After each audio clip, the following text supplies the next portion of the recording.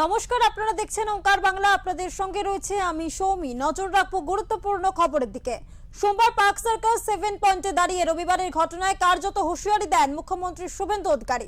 তিনি স্পষ্টভাবে জানিয়ে দেন, শ্রীনগরে যেভাবে সমস্ত রকম ধর্মীয় বিক্ষোভ বন্ধ করে দেওয়া হয়েছে, পশ্চিমবঙ্গেও তা বন্ধ করা দরকার। রবিবার তিলজলা এলাকায় বুলডোজার চালানোর প্রতিবাদে জনতার বিক্ষোভে উত্তাল হয়ে ওঠে পার্ক সার্কাস এলাকা।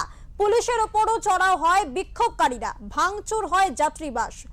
পরিস্থিতি অগ্নিগর্ভ হয়ে ওঠে এবং বিক্ষোভকারীদের ছত্রভঙ্গ করতে পথে নামে কলকাতা পুলিশ।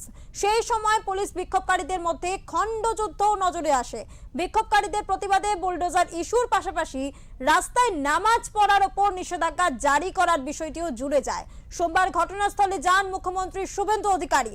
7 পয়েন্টে দাঁড়িয়ে এই ঘটনা তীব্র উষ্মা প্রকাশ করেন তিনি।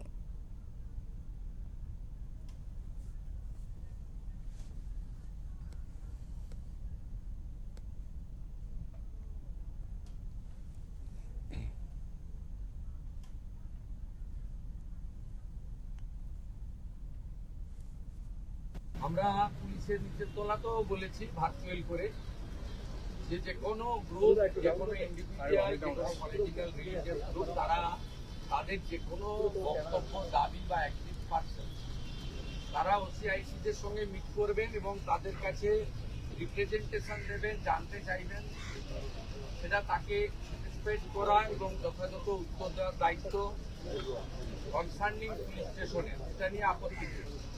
হঠাৎ করে কিছু লোককে জড়ো করে ধর্মীয় স্লোগান দিয়ে পাথর ছোড়া, এটা কাজ শ্রীনগরেও বন্ধ হয়ে গেছে। আমার মনে হয় পশ্চিমবঙ্গে বা কলকাতাতে এটাও বন্ধ হওয়ার খুব দরকার রয়েছে।